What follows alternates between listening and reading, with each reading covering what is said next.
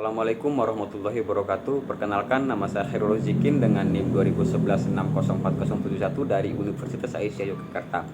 Di sini saya akan melakukan penyuluhan kesehatan dengan metode ceramah dengan mata kuliah promosi kesehatan dengan materi penyakit apendiksitis dan tindakan yang harus dilakukan. Begitu. Baik, langsung saja kita mulai. Assalamualaikum warahmatullahi wabarakatuh. Selamat pagi Pak, Bu. Bagaimana keadaan hari ini? Baik. Alhamdulillah sehat Bu ya, alhamdulillah. Kalau begitu, sebelumnya perkenalkan, saya Khairul Zikin atau Bapak dan Ibu bisa panggil saya Oji. Saya petugas penyuluh kesehatan dari Dinas Kesehatan di daerah sini.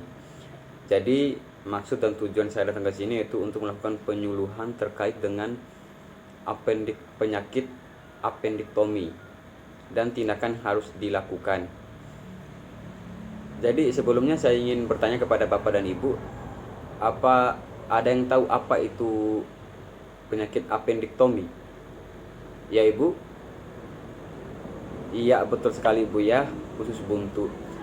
Baik, saya akan menjelaskan sedikit terkait dengan penyakit ini Bu ya. Dalam medis, penyakit usus buntu dikenal dengan sebutan apendiksitis. Usus buntu adalah peradangan atau pembengkakan pada usus. Itu sebabnya penyakit ini dikenal juga sebagai penyakit usus buntu.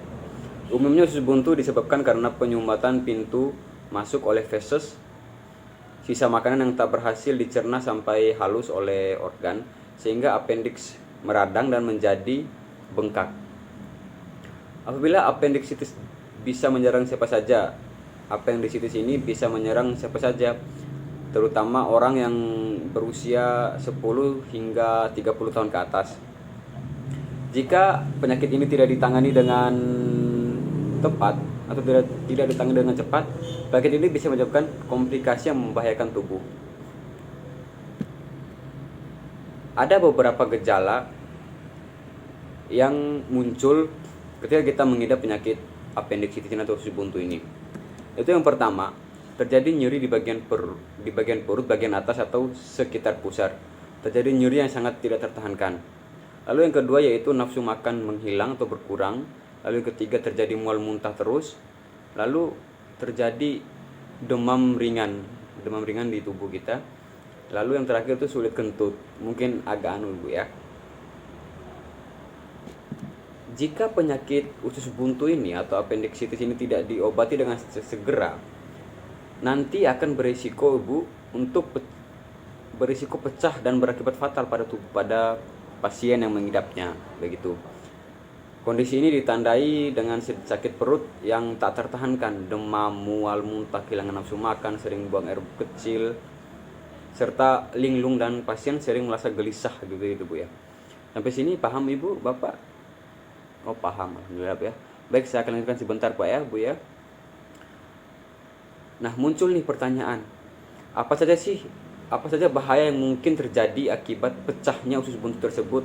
Pecahnya itu, jadi yang pertama yaitu terjadi periontinitis. Bapak dan Ibu di sini ada yang tahu periontinitis? Baik, saya akan jelaskan Bu ya. Pak, yaitu peradangan pada membran rongga perut akibat usus yang pecah. Gejalanya meliputi sakit perut yang parah dan terus-menerus, muntah, detak jantung cepat, demam, daerah perut yang membengkak, dan kesulitan bernapas atau napas menjadi pendek. Begitu, seperti orang asma begitu. Lalu yang kedua, abses. Apa itu abses? Yaitu penumpukan nanah pada suatu daerah tubuh. Kondisi ini biasanya ditangani dengan penyedotan nanah dari abses atau pemberian antibiotik oleh tim medis. Lalu yang terakhir itu, ini yang paling fatal, yaitu terjadinya kematian. Pada beberapa kasus di rumah sakit yang saya temui, yang sering kami temui, yaitu pecahnya usus buntu bisa menyebabkan kematian. Risiko ini biasanya tinggi pada balita dan anak-anak. Ini terjadi pada peritonitis yang tidak diobati dengan tepat dan cepat, sehingga menyebar dan menyebabkan septikemia atau bakteri dalam darah. begitu. Sampai sini paham Bu ya? Baik, paham kalau begitu. Nih muncul nih pertanyaan-pertanyaan dari pertanyaan-pertanyaan mungkin sering Bapak dan Ibu dengar. Apa sih makanan, apakah ada efek makanan yang, apakah ada makanan yang kita makan sehingga memicu timbulnya usus buntu ini, begitu. Jadi di sini ada beberapa Bu ya, tidak semua makanan yang kita konsumsi itu menyebabkan atau memicu terjadinya penyakit ini. Jadi ada beberapa saja, tidak semua makanan yang kita makan memicu semua. Jadi ada beberapa makanan yang memicu dan dapat mempengaruhi usus buntu, yaitu yang pertama, seringnya mengkonsumsi makanan-makanan pedas seperti cabai, saus dan lain sebagainya. Lalu yang kedua itu makanan yang rendah akan serat, misalnya makan cepat saji, yang tinggi karbohidrat namun rendah serat. Terlalu banyak konsumsi makan cepat saji bisa juga meningkatkan risiko radang pada usus Bu ya, dan terjadi usus buntu begitu. Lalu yang ketiga itu makanan yang mengandung garam tinggi. Makanan yang mengandung penyedap rasa seperti bumbu instan lainnya, seperti dan mie instan. Nah, mie instan ini kan biasanya kesukaan di para ibu, bapak-bapak atau teman-teman sekalian, anak-anak muda ya. Mie instan yang ini juga dapat memicu terjadinya usus buntu begitu. Lalu yang keempat itu makanan yang tidak hancur dikunyah. Jadi ada dalam Islam itu satu kali kunyah makanan itu sampai 42 kali. Nah, saking agar organ kita itu tidak terlalu capek untuk mengolah makanan tersebut. Jadi jika makanan yang kita kunyah tidak hancur, ini salah satu penyebab terjadinya usus buntu juga Bu. Hal tersebut memicu pembengkakan dan pembentukan nanah di usus. Lalu yang terakhir yaitu ada makanan makanan yang tidak diolah dengan baik. Jadi usus buntu juga bisa disebabkan oleh makanan tidak terolah dengan baik, seperti makanan yang tidak terlalu matang, makanan yang setengah matang begitu. Apalagi yang di restoran-restoran itu kan rata-rata makanan yang setengah matang gitu. Nah, bagaimana ketika kita mengidap penyakit tersebut? Apa yang harus kita lakukan? Dari beberapa studi menyarankan pada pasien appendicitis harus menjalani operasi. Tujuannya itu menghindari penyebaran infeksi pada seluruh bagian perut yang bisa menyebabkan komplikasi yang lebih berat begitu. Nah, di sini dokter nanti pada kegiatan pembedahan atau ketika pasien dioperasi, dokter akan mengeluarkan nanah yang telah memenuhi rongga perut dan memberikan antibiotik yang kuat selama 6-8 minggu untuk melawan infeksi tersebut. Begitu. Sampai sini sudah paham Ibu? Baik, kita lanjut Pak Bu ya.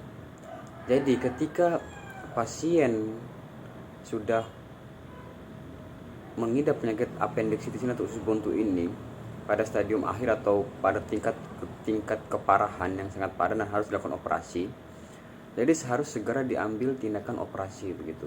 Nah, di sini apakah ada Bapak dan Ibu pernah menjalani atau pernah melakukan operasi? Oh Pak, pernah Pak. Operasi apa dulu Pak? Amandel. Oh baik. Kalau Ibu? Oh ambeien Bu ya. Baik. Jadi Bapak Ibu tahu nggak itu operasi itu apa begitu? Pembedahan. Baik, benar Bu ya. Jadi saya akan menjelaskan, yaitu operasi atau pembedahan merupakan salah satu tindakan medis yang sangat penting dalam pelayanan kesehatan yang bertujuan untuk menyelamatkan nyawa. Jadi di sini Bapak dan Ibu tidak perlu cemas atau tidak perlu takut ketika sedang menjalani operasi. Karena ini juga mencegah kecacatan dan terjadinya komplikasi pada penyakit tersebut. Jadi tindakan operasi ini melalui 3 fase, yaitu ada fase preoperasi, fase intraoperasi dan post operasi begitu.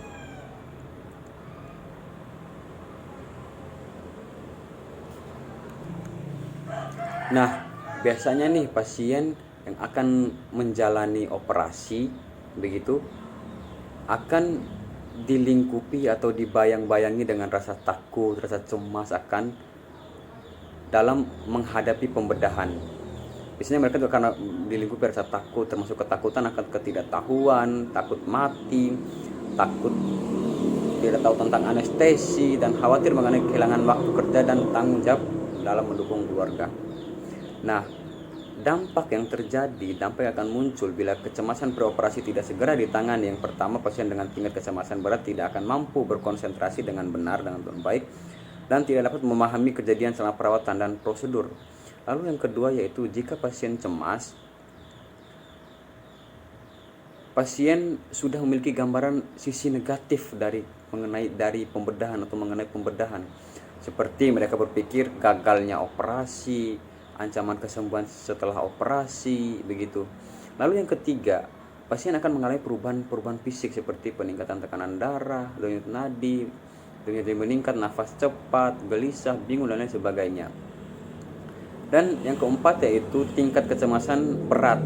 Ya, ini yang sering dialami pasien, itu ini dapat mengakibatkan gagalnya operasi dan atau tidak jadi dilakukannya tindakan pembedahan pada pasien tersebut. Begitu Bu ya, Pak ya. Bagaimana sampai sini sudah paham ya, Pak, Bu? Jadi tidak perlu takut untuk melakukan operasi jika mengidap penyakit appendicitis ini agar bisa terangkat dengan cepat Bu ya. Begitu. Baik. Nah, ada nih orang-orang yang bilang kalau di ruang operasi itu hanya dokter yang bekerja ya, atau hanya ini ya, hanya itu ya, begitu. Jadi di dalam ruang operasi atau di dalam kamar operasi itu ada tim-timnya Bu. Jadi ada bagian-bagiannya. Mereka bekerja sesuai dengan bagiannya. Yaitu yang pertama, operator. Ini orang yang merupakan pembedah pasiennya, yang menentukan jalannya operasi sampai selesai. Lalu yang kedua itu ada asisten operator. Nah, ini bertugas untuk membantu operator dalam bertindak atau melakukan pembedahan. Lalu yang ketiga itu ada scrub nurse. Ini merupakan perawat yang bertugas memberikan alat atau instrumen operasi kepada operator atau asisten operator. Lalu yang keempat yaitu ada circulating nurse, yaitu perawat non steril yang membantu memfasilitasi operasi, begitu. Lalu ada dokter anestesi yang bertugas untuk membius pasien atau memberikan obat anestesi ke pasien agar tidak merasakan nyeri ketika dilakukan pembedahan. Lalu yang terakhir ada perawat anestesi. Perawat ini bertugas untuk membantu atau memfasilitasi dokter anestesi dalam mendampingi pasien selama proses pembedahan atau operasi, begitu. Nah, apa aja sih persiapan-persiapan yang dilakukan sebelum dilakukan pembedahan, begitu, dilakukan pasien sebelum melakukan pembedahan? Jadi secara umum seperti kita ketahui, ada persiapan yang harus dilakukan pasien sebelum dilakukan pembedahan. Nah, biasanya yang pertama yaitu apa? Pengosongan lambung, begitu, seperti dengan cara puasa. Biasanya dewasa 6 sampai dengan 8 jam ketika puasa. Untuk anak-anak biasanya 4 sampai 6 jam, dan untuk bayi yang sudah tidak ASI sekitar 2 jaman, begitu. Lalu bagaimana nih operasi pada pasien yang darurat, begitu, operasi pada pasien yang darurat. Nah, operasi pada pasien yang darurat atau operasi darurat, pasien tidak harus puasa, tidak perlu puasa. Maka pasien dilakukan pemasangan NGT. NGT itu intubasi nasogastrik untuk dekompresi lambung. Jadi ini untuk membantu lambung, untuk mengosongkan lambung, begitu. Lalu yang kedua itu pengosongan kandung kemih.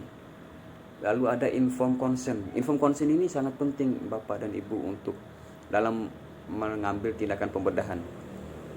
Apa sih isi informed consent ini? Isi informed consent ini yaitu surat izin akan dilakukan pembedahan oleh dokter.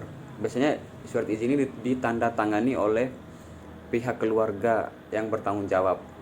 Lalu ada pemeriksaan fisik ulang, ada pelepasan kosmetik, gigi palsu, dan aksesoris yang menempel di tubuh. Lalu dilakukan paramedikasi secara intramuskular setengah sampai 1 jam menjelang operasi. Apa sih paramedikasi ini? Muncul pertanyaan kan Bapak Ibu. Jadi paramedikasi ini ialah pemberian obat pada pasien sebelum dilakukan induksi anestesi. Tujuan paramedikasi ini agar pasien merasa rileks sebelum dibawa ke ruang operasi. Nah, lanjut ke persiapan intraoperasi. Ada beberapa sih di sini persiapan intraoperasi, yaitu penggunaan baju seragam bedah, mencuci tangan sebelum pembedahan, menerima pasien di daerah bedah, pengiriman dan pengaturan posisi kamar bedah, pembersihan dan persiapan kulit, penutupan daerah steril atau daerah yang akan dilakukan pembedahan, pelaksanaan anestesia dan pelaksanaan pembedahan. Nah, setelah dari fase intra ini, kegiatan yang akan dilakukan di dalam ruang operasi yaitu namanya fase intraoperatif. Nanti pasien akan mengalami berbagai prosedur. Jadi antara lain prosedur pemberian anestesi ini oleh dokter anestesi dibantu oleh perawat anestesi begitu, atau pembiusan, pengaturan posisi bedah, tindakan pembedahan. Setelah pembedahan selesai, pasien akan dipindahkan ke ruang pulih sadar. Untuk pasien yang dibius total, sebelum pindah ke pasien dibangunkan terlebih dahulu dari biusnya. Namun pada pasien operasi besar yang memerlukan perawatan ICU, pasien tidak transit ke ruang pulih, melainkan langsung dikirim ke ICU oleh dokter anestesi dan perawat anestesi. Lalu yang terakhir itu di ruang pulih sadar, setelah operasi selesai disebut dengan fase post operasi Bapak dan Ibu, yaitu suatu kondisi di mana pasien sudah masuk ruang pulih sadar sampai pasien dalam kondisi sadar betul-betul sadar untuk dibawa ke ruang rawat inap. Nah, habis itu di ruang pulih sadar pasien akan dimonitor jalan nafasnya, saturasi oksigen, tekanan darah, denyut nadi dan lain sebagainya. Setelah kondisi pasien stabil, petugas yang bertugas pada ruang pulih sadar akan menghubungi ruangan untuk menjemput pasien. Kegiatan di kamar operasi selesai dan pasien kembali ke ruangan. Nah, itulah urutan-urutan operasi. Jadi Bapak dan Ibu tidak perlu takut dalam melakukan operasi ketika Bapak dan Ibu mengidap penyakit appendicitis ini, karena jika tidak ditangani dengan cepat dengan operasi akan berakibat fatal dan bisa menyebabkan kematian begitu jika usus buntu ini bocor. Jadi Bapak dan Ibu tidak perlu takut dalam menjalani operasi. Tadi saya sudah menyampaikan beberapa terkait dengan operasi tersebut. Sampai sini paham Pak ya? Alhamdulillah paham. Baik, kalau begitu mungkin untuk materinya sudah selesai Pak ya. Apakah ada yang ditanyakan Pak? Ibu, apa yang ditanyakan terlebih sebelum saya menutup ini? Oh, sudah paham Pak ya Bu ya. Baik, kalau begitu saya tutup pertemuan ini. Terima kasih atas kehadirannya Bapak dan Ibu. Mohon maaf atas kekurangan dan keterlambatan saya. Mohon maaf apabila penjelasan saya tadi kurang jelas atau bagaimana, nanti bisa ditanyakan Pak Bu ya. Saya ucapkan terima kasih telah hadir pada penyuluhan kali ini. Saya akhiri. Wassalamualaikum warahmatullahi wabarakatuh.